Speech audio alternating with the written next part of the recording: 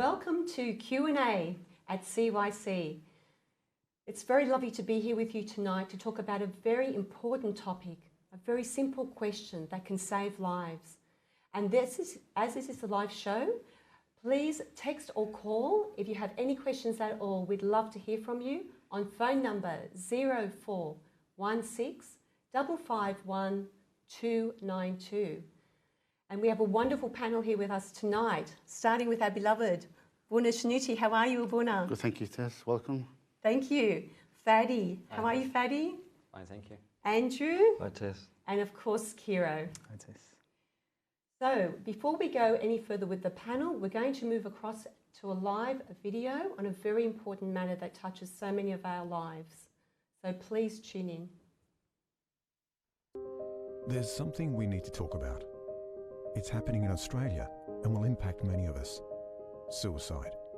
An average of 8 people die by suicide every day in Australia alone. For every death, it's estimated 30 people will attempt to take their life.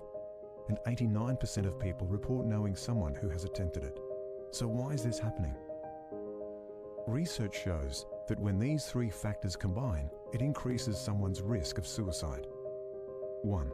Feeling isolated or disconnected from others. 2. The belief that they are a burden on others or society.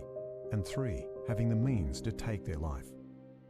Are You OK is working to ensure everyone feels connected and is protected from suicide. We focus on reducing feelings of isolation and disconnection. But how do we do this? We all experience life's ups and downs and things like grief, relationship breakdown, financial difficulty, or losing a job.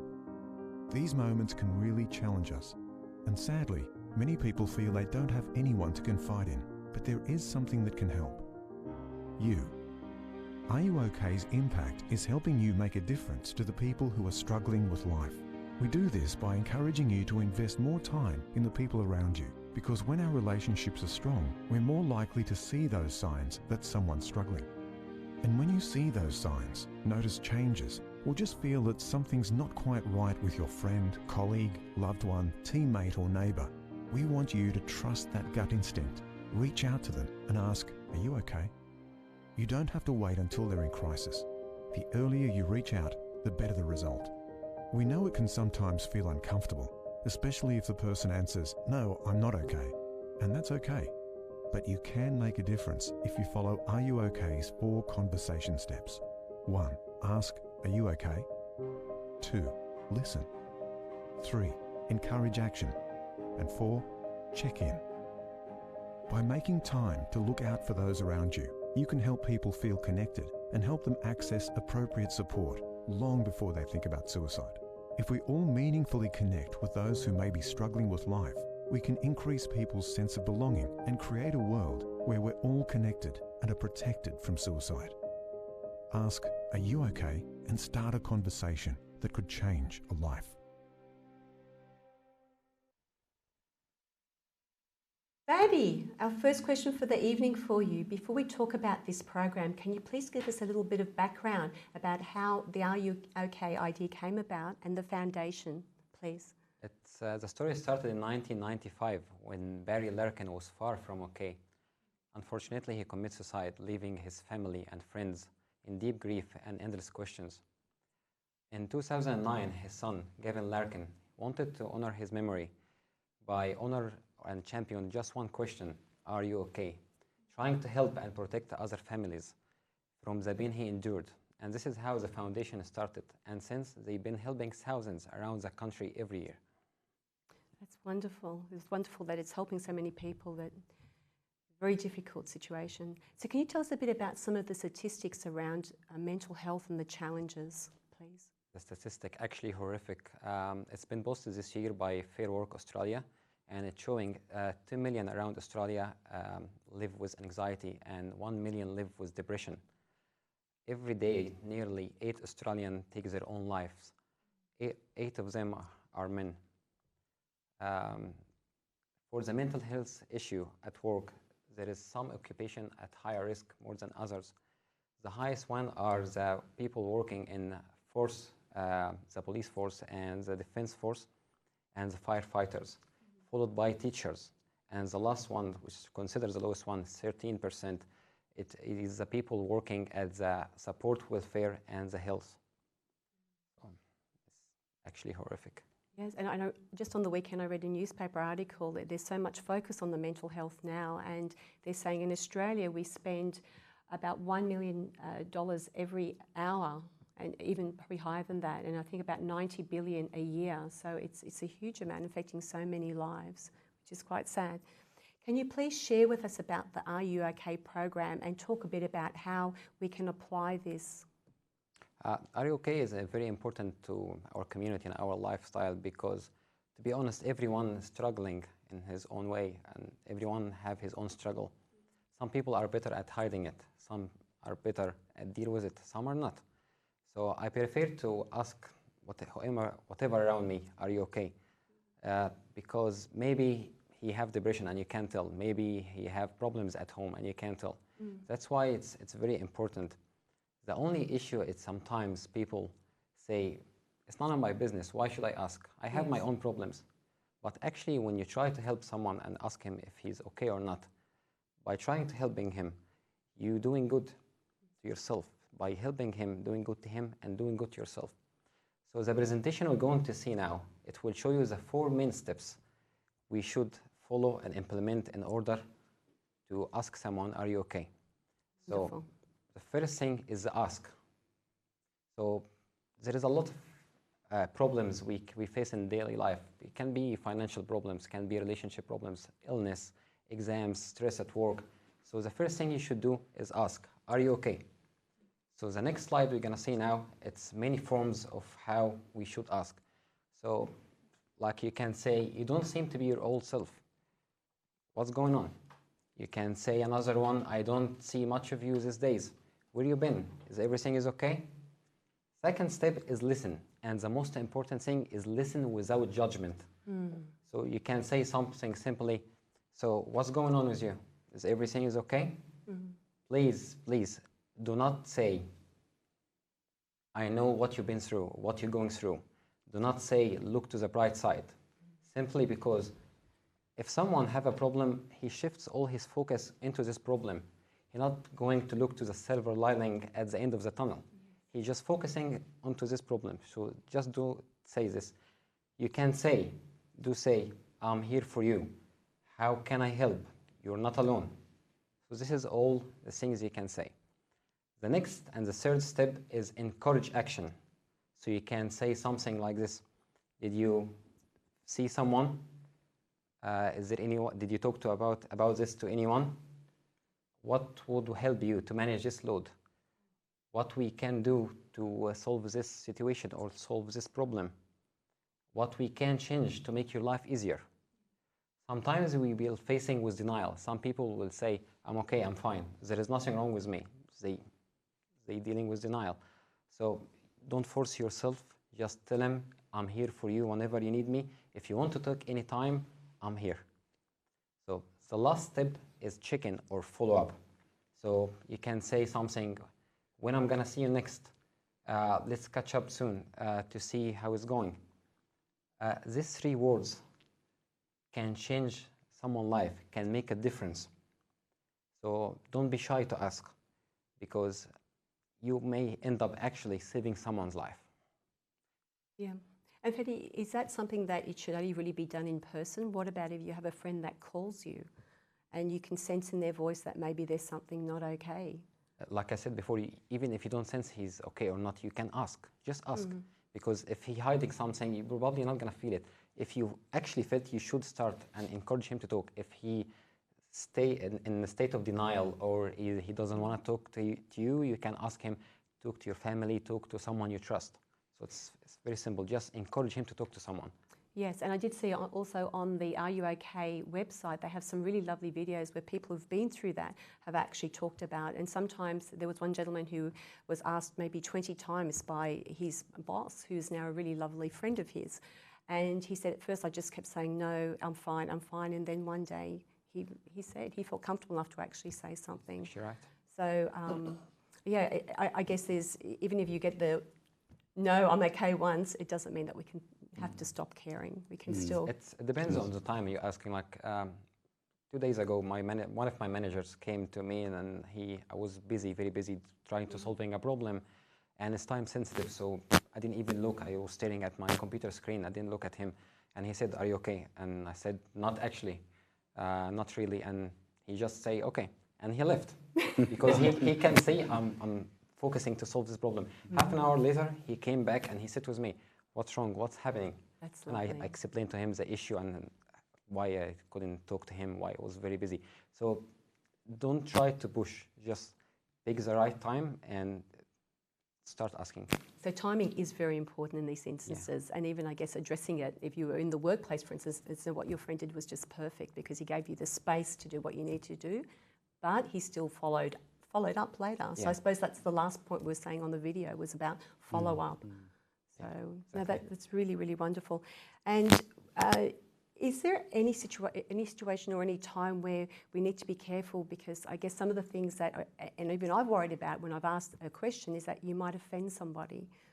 Should we be worried about that when we ask the question, "Are you okay?" You're just asking in general way. You don't interfere to his private life. You're just asking in general, is everything is okay? And make him talk. Don't ask him, what's happening with your marriage? What's happening with your work? What's happening in your home? Just ask in general, is everything is okay with you? You seem too sad. What's wrong? How can I help you? Just be open to him. Just listen. Make him talk and listen to him.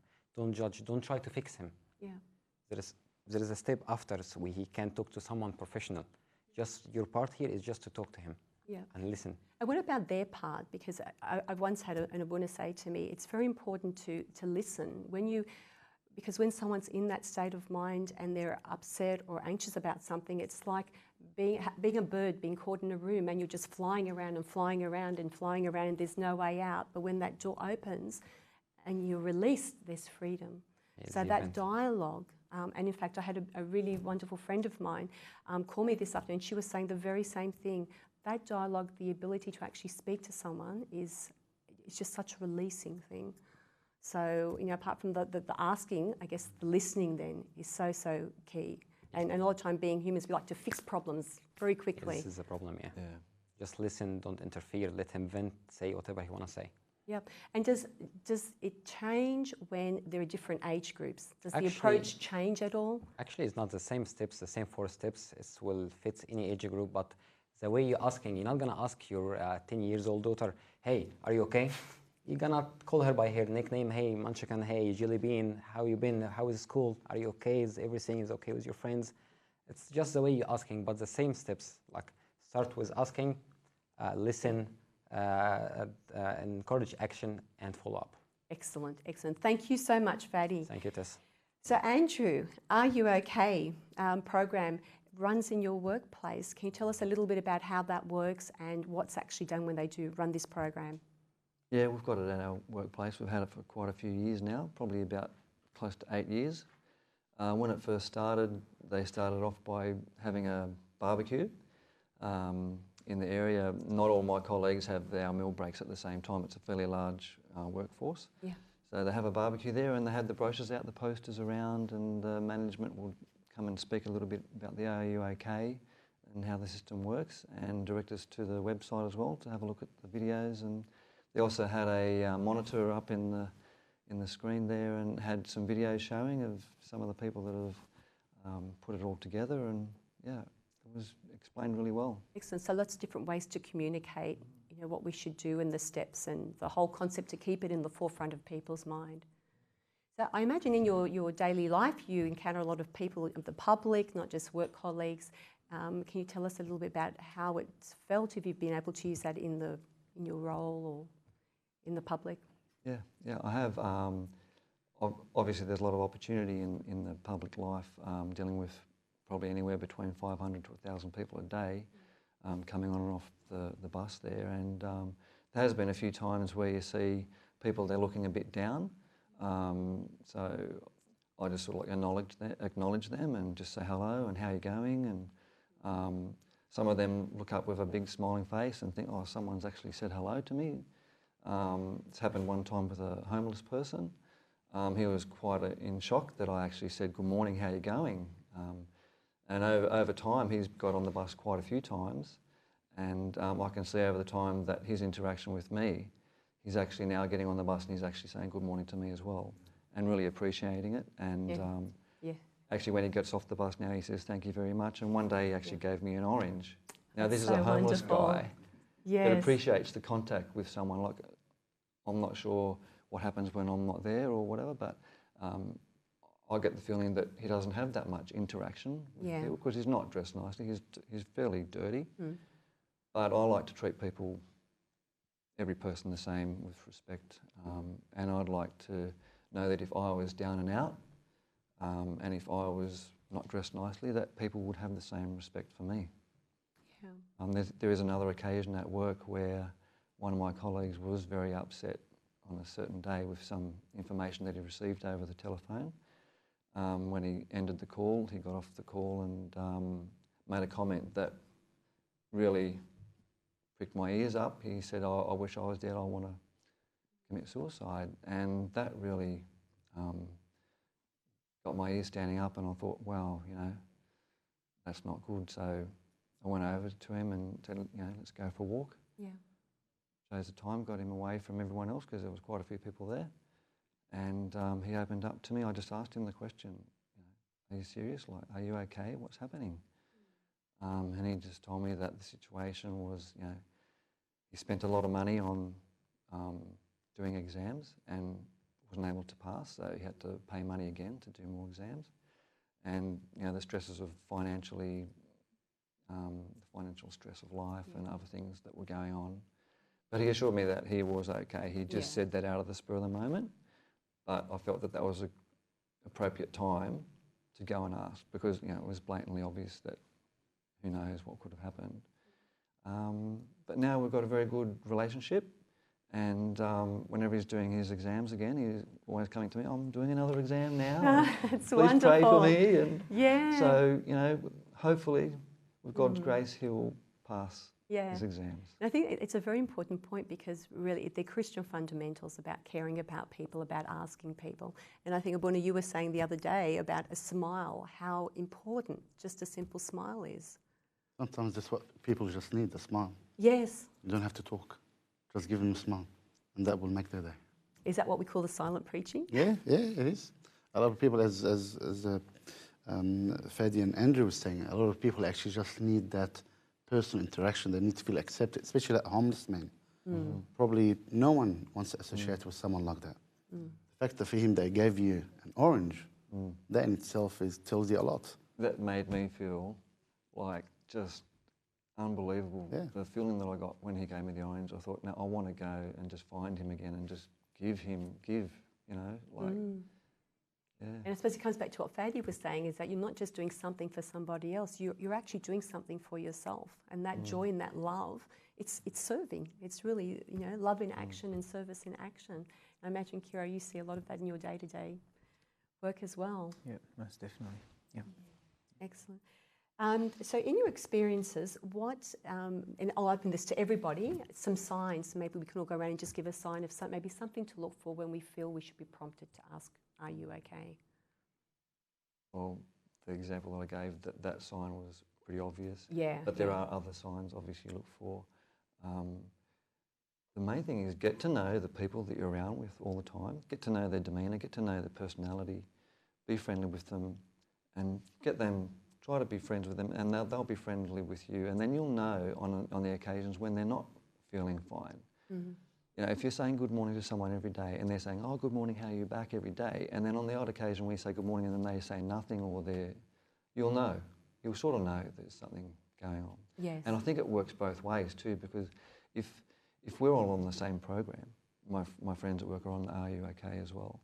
If I'm there every day saying, hi, good morning, how are you going? And then on the odd day where I go in and I'm not feeling very well, or I'm feeling a bit down and stressed about things, and I don't say good morning to them, they're going to then say, are you okay to me? So it sort of, this works both ways. You're building that environment, you're encouraging that sort of behaviour and way of thinking. Yeah. Recognizing the signs actually become easier if you know that person closely, as you said. If it's someone that you know that you don't know that well, it'll be very hard to detect. It's very hard to detect, and seeing people in the public every day, I do try to acknowledge them when I see them eye to eye and say good morning or good afternoon, how are you going? And most people will acknowledge you back, and mostly with a big smile on their face because they're surprised that you've actually said something to them. But then others will not do anything. They won't even blink an eye and they'll just walk on and sit down. So you think either they didn't hear me or they're really stressing about something else or they're really concentrating or thinking of something else. Yes. Not everyone wants to talk. No. Yes. That's right. That's another problem, is not everyone actually wants to talk. People want to be left alone. Yeah. And I think just common courtesy, that used to be such a big thing. Manners, asking about, a certain way when you approach someone, how are you, smiling. And I think because we're in an iPhone generation, we're so used to doing that all over the iPhone and the selfies and so forth, but we forget that in general, face-to-face meetings with people. It's such a beautiful thing.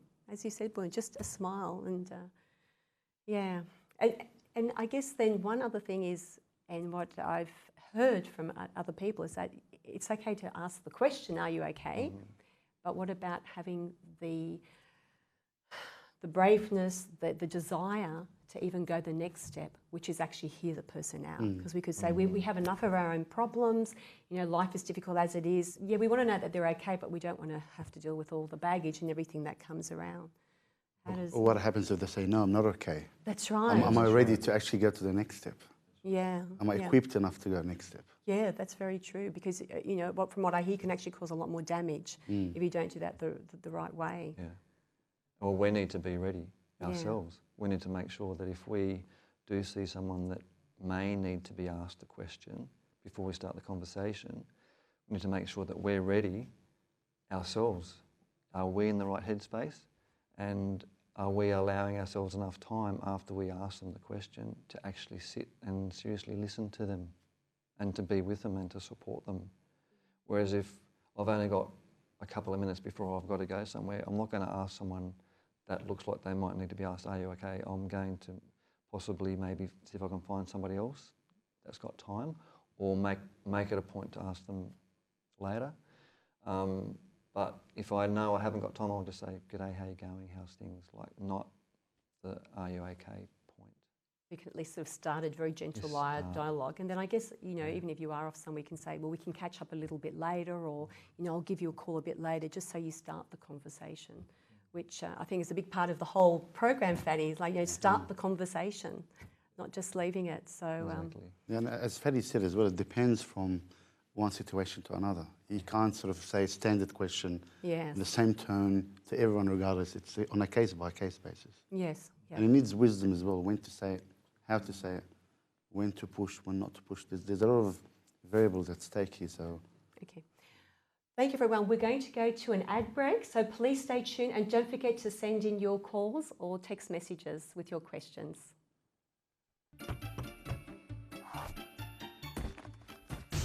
CYC, Christian Youth Channel. Welcome back, viewers. So now we're going to go straight to Kiro, because he has a very interesting job being a professional counsellor. So Kiro, tell us about maybe when a person will get into a situation of feeling in despair and loss, that they could really use some help with someone asking, are you okay, or just general help and support. Yeah, so I guess a lot of this stuff, especially suicide in respects to are you okay, is linked to mental health conditions like depression and anxiety and stuff like that. And there's a number of factors that can cause or lead a person to feel this way. And a few of the common ones would be life events. So if things happen to a person, unemployment, a breakdown of a relationship, a death in the family, things like that. And multiple things. So usually it's multiple factors or different things that happen that come together that leads a person to feel this way. Other things are like personal factors. If in their family and family history, if people in the family tend to suffer from depression or mental health concerns, it's not a guarantee that everyone in the family will have it, but I guess it increases the risk somewhat. What else? Drug and alcohol abuse can definitely contribute. Medical illness, so if someone has a medical illness with chronic pain, or they're hospitalised, or something happens that impacts their quality of life, all these things, or these things put together, and if they continue to happen to a person sort of continually or one after the other, can definitely contribute to feeling like this. There's also, I guess, from a medical perspective, which I'm not qualified to talk about, but changes in the brain, things like, chemical imbalances and stuff like that, certain changes in the brain that can definitely contribute as well. Fair enough. So, Kiro, when should someone seek help? So I guess we're talking it from a person going through that. When should they seek help, and who can they maybe try to find help from? When to seek professional help is key, definitely. I think person needs to either have some self-awareness for themselves, or if they've got loved ones or friends or close people to them that can identify it for them. I guess if they have prolonged feelings of hopelessness or despair, or they're unhappy unusually, so they're usually okay, but they're going through a period where they're not for an extended period of time, I think the indication is about 2 weeks consistently or more. That they should probably focus, on seeing someone or getting some help. If it's impacting their functioning, so if it's impacting their ability to maintain relationships, to go to work, to get out of bed, to function, that kind of stuff. So yeah, when it's identified as an issue and it's having an impact on the person in other areas of their life or all areas of their life, it's probably an indicator that they should probably seek some more professional sort of help. Fair enough. And in terms of loved ones or people that care for them, should they just look out for the same sort of like time frames, or 2 weeks, or how does that work? Because we've sort of talked about it from a perspective of the person going through it, but from a loved one, how can they approach that? So again, I think it's like we said before, if you know the person, you have a relationship with them, you're friends with them, you know them and you know them well, you're more likely to pick up if something's wrong. So definitely if you see a change in someone that you know well, a family member, friend, a colleague, where they're usually a certain way and they're not lately, if they're usually outgoing, they're a bit more withdrawn, or if they're talkative and happy and loud and they're a bit quieter. So if you see a change, and if you see a change over a period of time or a few days or a week or two, probably timing-wise, it's probably a good time to check in with them and ask them if they're okay. And hopefully you've got that relationship with them where they are inclined to talk to you and to sort of be a bit transparent with you, and you can support them that way. Very good. So Kiro, I'd like to ask you the 5 do's and don'ts about dealing with people who will be going through a difficult time. Yep, do's and don'ts. And it's good, I guess, we covered it a bit in the slides.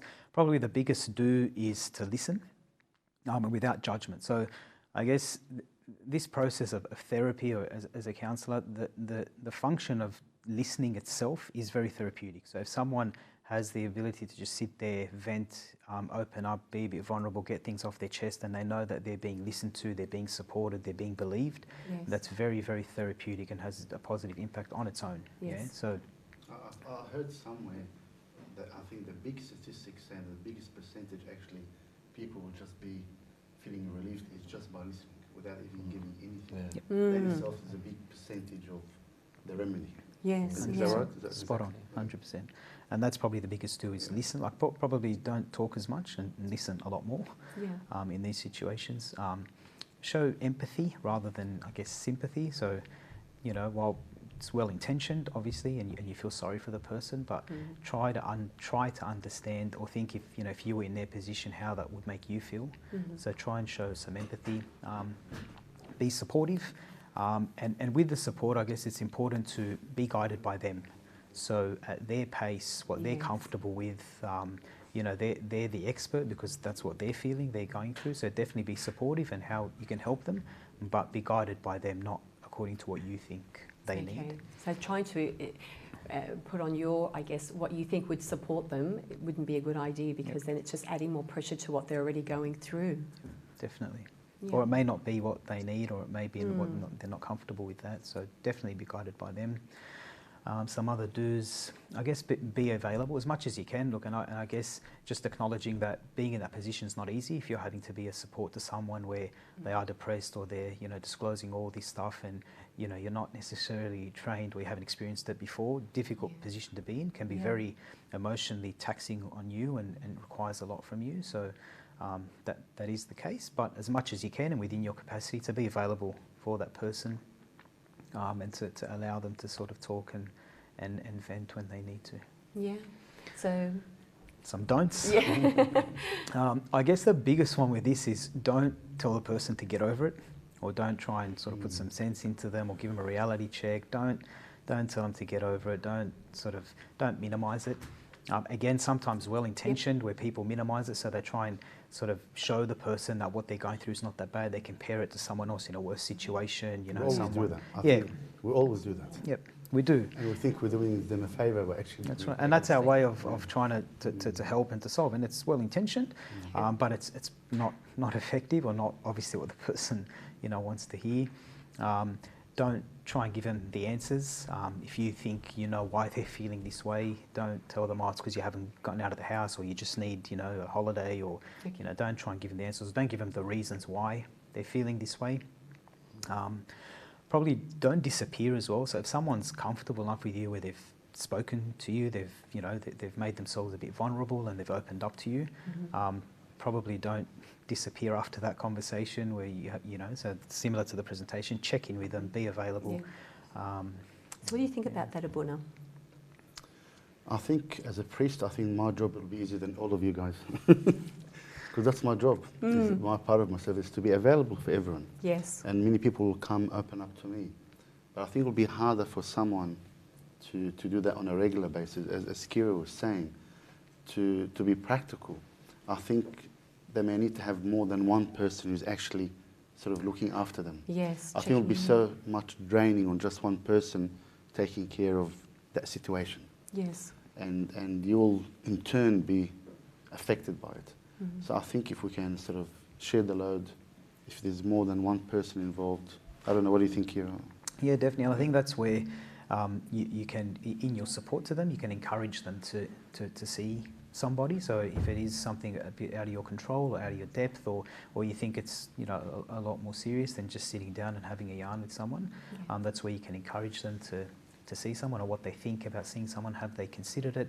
And again, like, it's very common. There's no shame in it, and we all need help, and just try and encourage them at their pace, but try and encourage them to sort of get the right help for them, whatever that is. And so is it helpful to try and bring up, I guess, other friends or people that they may know in to help them?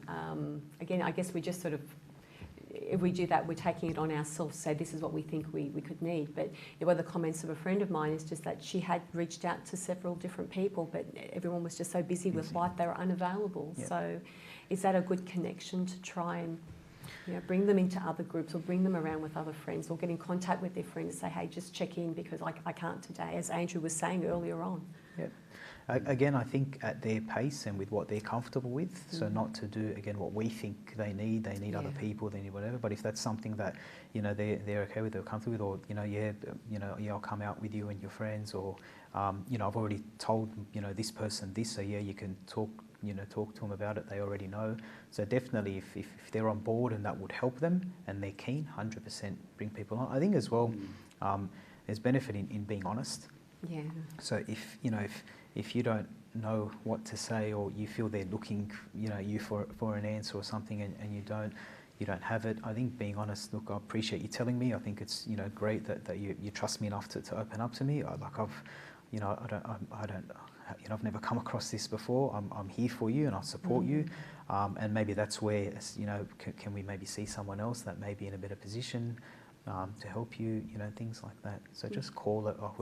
Don't pretend that, you can do something or give them something that you can't. And I'm hoping they'll appreciate the honesty. Yeah. Very good. But I think, I don't know, that's my opinion, you can correct me, Kiro. Will it be good if someone actually, say someone comes talks to me, and then I know that you're going through a difficult time, then I'll tell Tess, can you please ask about Kiro, just give him a call and see how we're going. So he will be receiving a number of calls from different people. I think that will help, wouldn't it? Yep.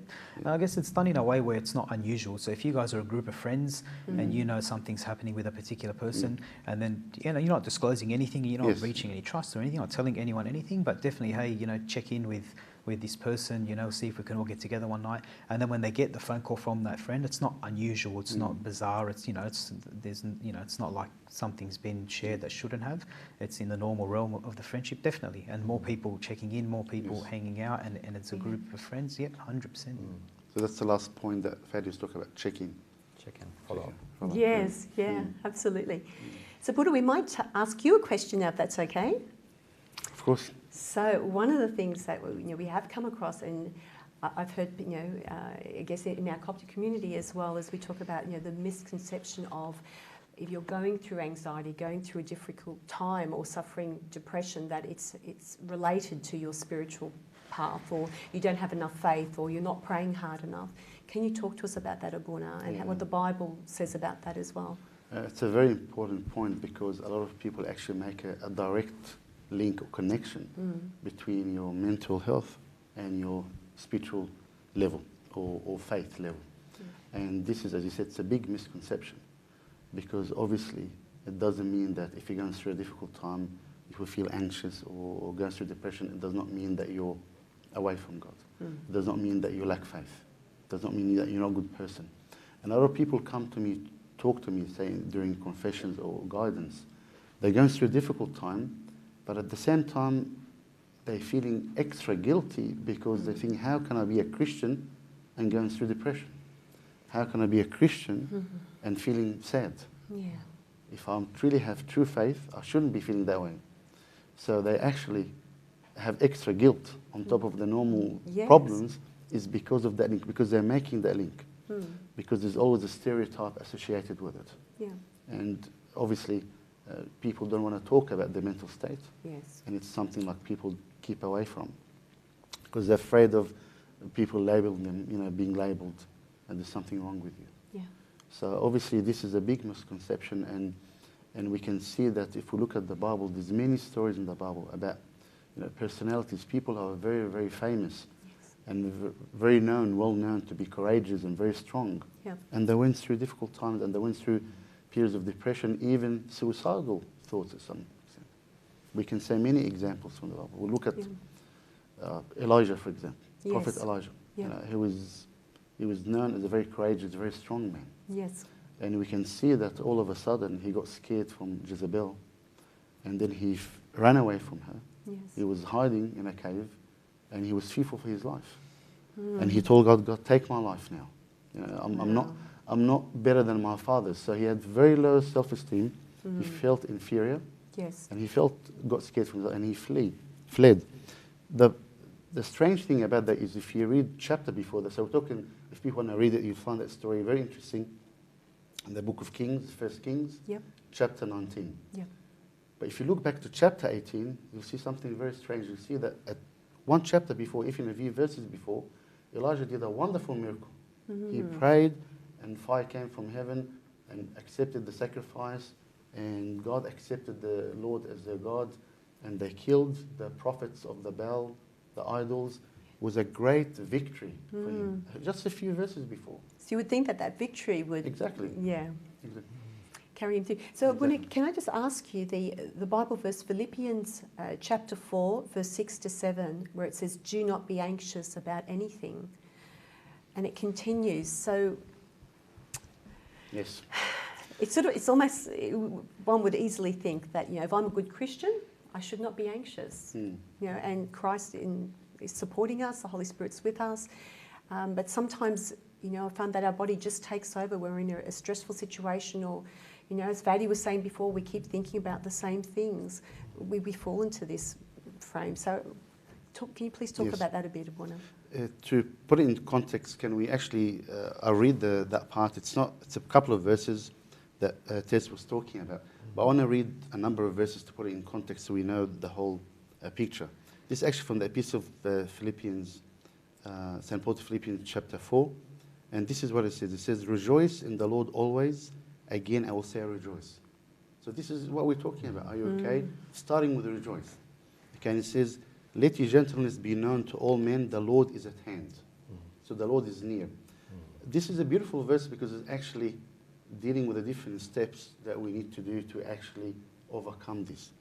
It goes on, the beautiful part says, be anxious for nothing, but in everything by prayer and supplication, with thanksgiving let your requests be made known to God.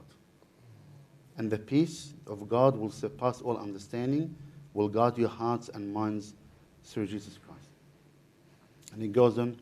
So this is a beautiful verse because it tells us that God wants us to rejoice. It's actually, the way it's written is, it's like a commandment. Rejoice in the Lord. Always rejoice. Okay? And this is a beautiful thing. But the question is how can we apply this practically? It's easier said than done. Yes. Yeah. Everyone wants to be happy. But obviously, because of the stress of the world and the pressures that we're under, it's very hard to do it practically. But if you break down these verses that we read, you'll see that we can handle the stress of life by understanding that God is at hand. God is near us. It's faith. You need to have that element of faith. God is at hand. Yeah. Okay? So we need to understand that if we look down, we can break it down, because I think this is a beautiful part that all of us need to understand. So I think that from a spiritual perspective, one of the verses that we need to run to when we're feeling down. And I would love the viewers to actually write the references down. That's Epistle of St. Paul to the Philippians chapter 4. And it's a short one, but read the number of verses. So we can see that for us to handle these, the stresses of life, or that we need to understand the concept of faith and having faith that God is near us. The Lord is at hand. Yeah. And it says, be anxious for nothing. What does that mean? It's actually refusing to worry. It's actually saying, I'm not going to worry. It needs someone to say, I'm not going to worry. Be anxious for nothing. And for us to do that, we need to, it all starts here. I'm sure Kiro will agree with me. As a counselor, you'll probably be giving people a lot of mental exercises, how to, control your thoughts, how to deal with, negative thoughts and substitute with positive thoughts. I'm assuming, correct me if I'm wrong. No, 100%. So, obviously, God is the one that made us, including our mental and psychological makeup. So He knows what works, what doesn't work. And that's why the Word of God is so beautiful, because it satisfies us from all angles. From all angles. People think the spiritual side is just one side of your life. No. Actually, God deals with every aspect of our life, my whole being, through the Word of God. It's like a double, it goes through the heart. It pierces through the heart and does miracles. I think, as well, the other thing with that verse, I guess from a counselling perspective, is suicide or depression, anxiety, a common theme there is hopelessness. People feeling hopeless. And hearing that verse is filled with hope. Yeah, so the whole verse is about rejoicing, God is near, cast your worries on Him, don't be anxious, and He'll fill you with peace. Yeah. So I think very important verse for someone who's feeling hopeless, that's filled with hope. Yes. Yeah. So we hear the verse, we know the verse. How do we cling on to that verse to get us through these difficult times? If I'm a HSC student, I'm just about to walk an exam, how do I feel that hope? It's, as I said, it goes down to the way I think, my thoughts. Okay. St. Paul said it very nicely in another part. He said, not in this section, he said, be transformed by the renewing of your mind. So the renewing of the mind is so important. And again, I cannot do this by myself. I need to go back and talk to God. If we continue with the verse, it says, be anxious for nothing, but in everything by prayer and supplication. So that's another, if you break it down, so we start by believing, having faith that God is near, God is close to us. Yeah.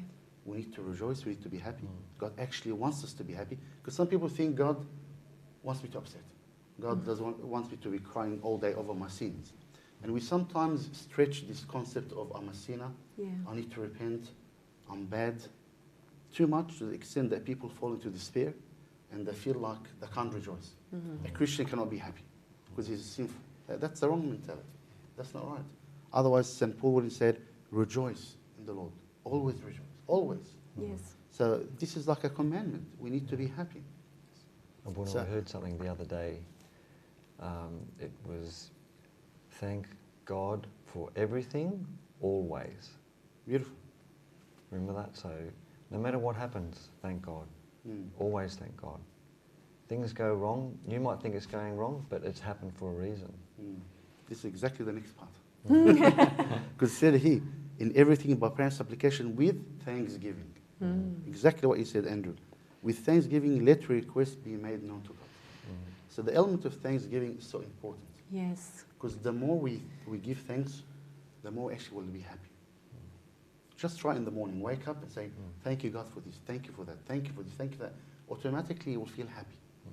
Because we're trying to shift the thought from the negative to the positive. And because I guess we're appreciating what we actually do have, and then we've got something to be thankful about. So instead of focusing all of our thoughts and energies on all the things that are bringing us down, we're actually changing that focus. Yes. And I remember actually seeing a beautiful little, almost a saying, and it's, you know, there are two dogs, and the one that you feed the most will grow stronger. So if we're always focusing on the negative thoughts and feelings, then that's going to grow stronger. And correct me if I'm wrong, Kiro, but I've heard a psychologist actually say that your brain is a muscle. The more you use that, and the how you use that is going to grow in strength. So yeah, and I guess everything that when you talked about and what you just mentioned then, from a counselling perspective, I'd link that to one of the techniques in it's called cognitive behaviour therapy. So what cognitive behaviour therapy is just that it's how your cognition, your mind, how you process, how you see, how you view, how you perceive things, and then that then dictates or influences how you feel and then how you behave.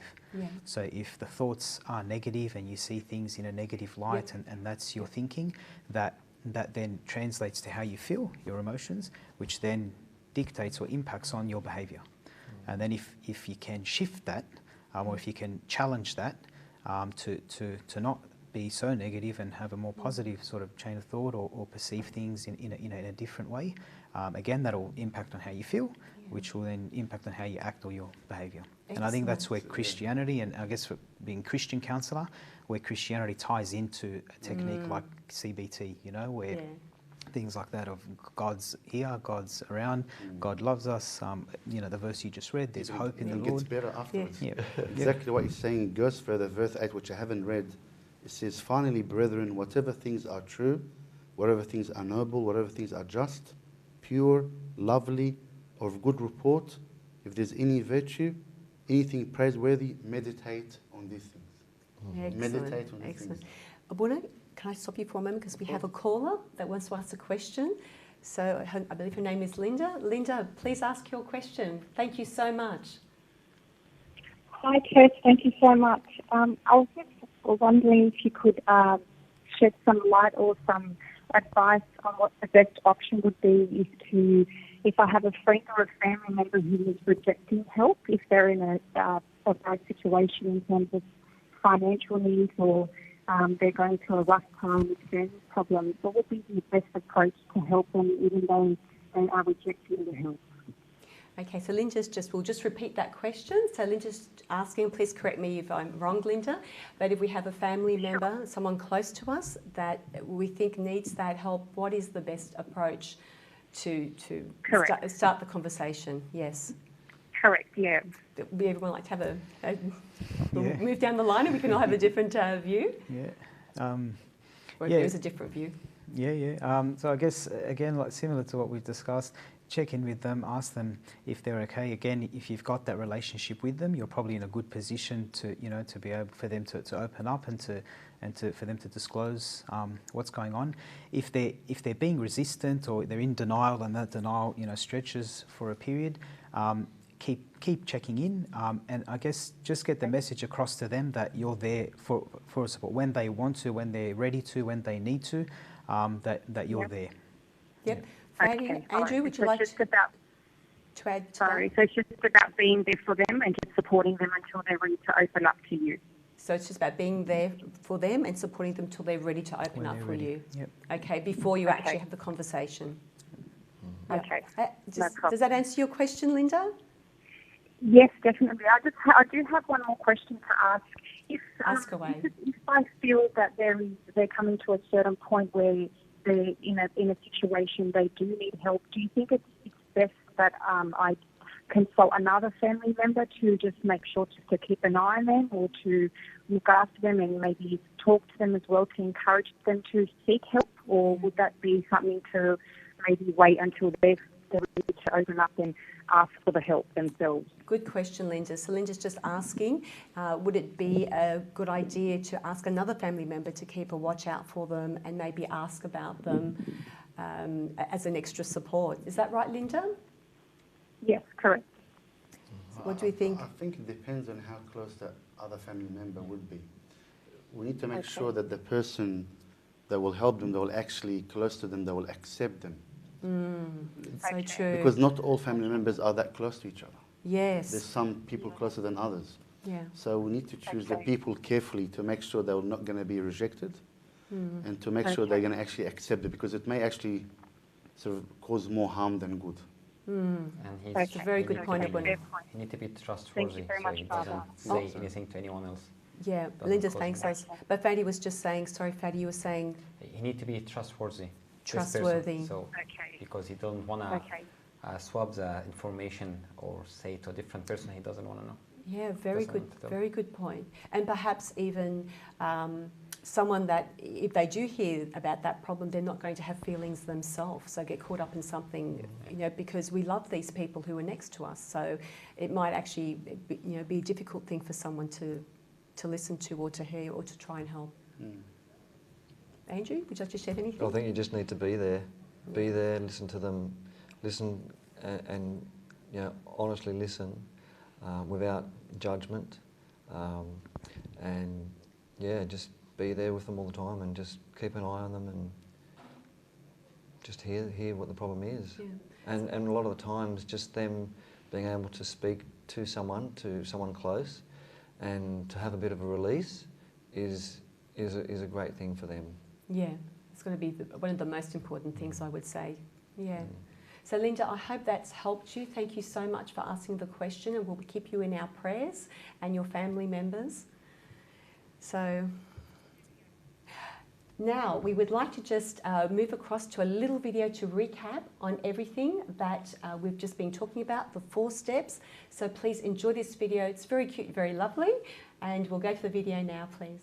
Alec and Jenny enjoy a good laugh at work, though Alec's noticed Jenny has been distant and distracted lately. His gut is telling him something's going on. We want Alec to trust his gut, reach out to Jenny and start a conversation. Alec's a bit worried he could say the wrong thing, but he can feel confident if he follows Are You OK's 4 conversation steps. Ask, are you okay? Alec should pick a comfortable, quiet place and the right time to ask Jenny how everything's going. He can mention his concern and the changes he's noticed. Alec should listen instead of trying to immediately fix Jenny's problems. Encourage action. Alec can help Jenny think of steps she can take to manage her situation, such as chatting to friends or family, a GP or other professional support, such as an employee assistance program. Alec should check in a few days later and let Jenny know he's been thinking of her and wants to know how she's been going. If Jenny's not ready to chat to him, he can encourage her to open up to someone she trusts. If you're worried about a workmate, reach out and start a conversation using the 4 steps. Ask, listen, encourage action, and check in. Alec can make a difference, and so can you. Are you okay? Everyone, what do we think about that video? Maybe we can all just share a point that really touched us for everyone to focus on. We'll start with you, Kiro. Everyone's great by nature, which is lovely. Everyone cares about everyone, which is great. Just be available, just listen, check in with people, and where you can offer support, do. Thank you, Kiro. Yeah, I like the check-in part. Like, I know that, I've had conversations with people around the workplace, and I do like to check in on them and just see how you're going. Just, hey, how are things? And it's good. Very good. Fady. I think picking the right time to ask is very essential, because if someone's busy or someone in a state of denial, he's not going to be open to you, he's not going to say anything to you. Yes. So just try to pick the correct time to ask, like the video showed us, it should be in he's free or he's alone. Yes. So it's like this. Yeah, because otherwise there won't be an environment where they can feel Yeah. comfortable to even open up, because that's a difficult thing as it is for all of us. Yes. Abuna. Yeah, I like that part in the video when he said that he affirmed her, that he was thinking about her, and thinking about how she's feeling and wants to make sure that she's fine now. That in itself gives the person the feeling that someone cares for them, someone has been thinking about them. See, if someone's thinking of suicide, for example, they think no one loves them. They think no one cares about Very them. true. So that that just part in itself will make them reconsider, will make them actually reconsider. Someone loves me, someone actually been thinking about me. I thought no one cares about me. I thought no one loves me. There's someone at least there who cares. Someone's been thinking about me for the past 3-4 days. So that personal touch is so important. And we can see that again because God is the one that made us. If you link it back, this is exactly how our Lord Jesus Christ used to deal with people. That personal touch, by name. You know, Zacchaeus, come down from the tree. I'm going to your house today. You know, the Samaritan woman, I'm leaving everything. I'm coming to meet you at the well in the middle of the day in the heat. I don't want to eat. I don't want to drink. You're more important than food or drink. This personal touch, I love the gospel in the sunset prayer in the Agbeya. We pray that they brought all the sick people to our Lord Jesus Christ to heal them. Thousands of people. He went and put his hand on every single one of them and healed them. How's that important? Personal touch. Everyone feels important. His hand was on my head. It's different when you just say general comment. So that personal touch is so important and actually in part of the remedy, part of the therapy. Yes. But I think before as well, we, as the viewer, one of the questions, I wanted to add something at the end is do not underestimate the power of prayer. You know, we try to think too many times about what can we do logically and steps 8, 1, 2, 3, 4, but you'll be surprised the power of prayer, what it does. If you feel like you can't do anything, that's wrong because you have a strong weapon called prayer. Prayer changes me. Prayer does miracles. You know, put the names on the altar. Pray for them regularly. And God will listen to your prayer because that shows you love to others. Christianity is all about love. Loving God, loving others. So by being part of this program, you're actually doing one of the main 2 summary of the commandments. So that's very important for us as Christians. By doing this, we're expressing our love to everyone. Very good. And Abuna, would you say that you know, it is all a part of service as a Christian?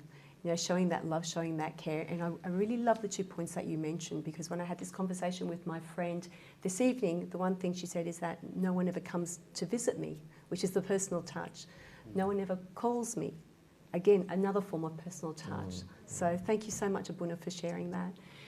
We'd like to thank all of our wonderful guests on the panel. Thank you all for being here tonight. God bless you all. We hope that all the viewers really got so much out of this session. We will keep you in our prayers and God bless all of you. And a good night to you all.